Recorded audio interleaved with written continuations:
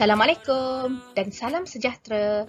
Jom belajar bersama Cikgu Cida, subjek pendidikan kesihatan. Tajuk, katakan okey pada sentuhan selamat, katakan tidak pada sentuhan tidak selamat dan elakkan sentuhan tidak selesa. Sebentar ku pulang, cari rezeki sebentar untuk aku bawa pulang.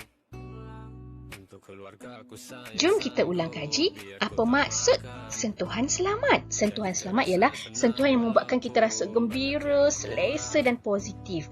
Jadi cikgu bagikan 4 contoh gambar yang menunjukkan sentuhan selamat. Contohnya, contoh yang pertama, aktiviti bersama keluarga. Contoh yang kedua, mendapatkan rawatan dengan doktor. Okay. Contoh ketiga, bersalaman dengan kawan-kawan sebaya, cikgu keluarga. Tapi sekarang kan pandemik COVID, kita tidak digalakkan bersalaman dan bersentuhan dengan orang lain. Okay. Dan yang terakhir, sentuhan tanda sokongan. Contohnya macam kita nak bagi sokongan kawan kita belajar ataupun buat aktiviti sukan, kita buat give me 5. Itu adalah contoh salah satu sentuhan selamat. Okey? Aku tuju yang ku mahu, sebentar ku pulang. Sentuhan tidak selamat pula. Maksud dia sentuhan yang membuatkan kita rasa marah, sedih, takut dan keliru dengan sentuhan itu. Baik, cikgu bagi 2 contoh berdasarkan buku teks. Cikgu ambil kat buku teks muka surat 70. Murid boleh tengok buku teks PJPK muka surat 70. Ini ada contoh 2 contoh sentuhan tidak selamat. Situasi 1. Okey, kita tengok ada seorang murid perempuan bermain di taman permainan, tiba-tiba ditegur oleh seorang lelaki dan lelaki ini menunjukkan niat tidak baik pada murid ini. Dan murid ini amat bijak sekali mengatakan tidak boleh sentuh saya. Itu tajuk kita hari ini, katakan tidak pada sentuhan tidak selamat. Begitu juga pada situasi yang kedua, seorang murid perempuan ini ikut ibu dia shopping di pasar raya dan tiba-tiba ditegur oleh seorang lelaki yang memang tak kenal langsung, ajak dia berjalan dan terus ajak dia berjalan-jalanlah dengan lelaki ini dan terus murid ini dengan bijaknya menjawab tidak mengapa. Mak saya sedang menunggu di sana. Sebab itu, cikgu ingatkan pada murid-murid, kena pandai jaga diri. Kalau kita rasa sentuhan itu tak selamat bagi kita, kita kena pandai jawab tidak. Okay, tidak pada sentuhan tidak selamat. Banyak yang kurang, asal ku rasa tenang. Dan yang terakhir, sentuhan tidak selesa.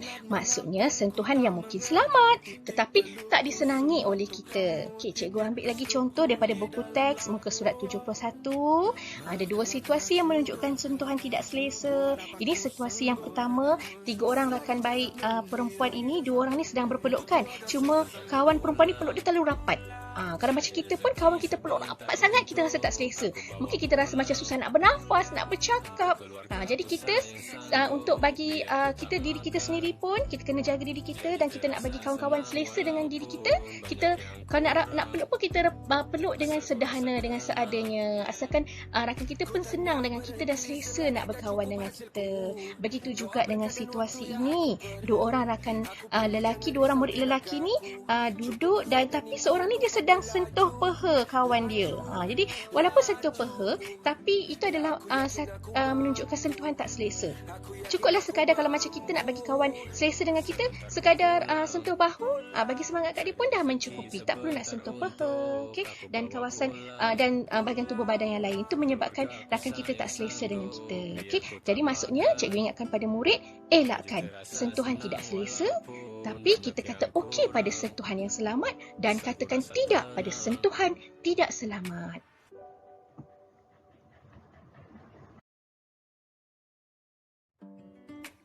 Sekian saja pengajaran cikgu pada hari ini. Terima kasih kerana menonton. Jangan lupa subscribe di channel cikgu, Cikgu Cida.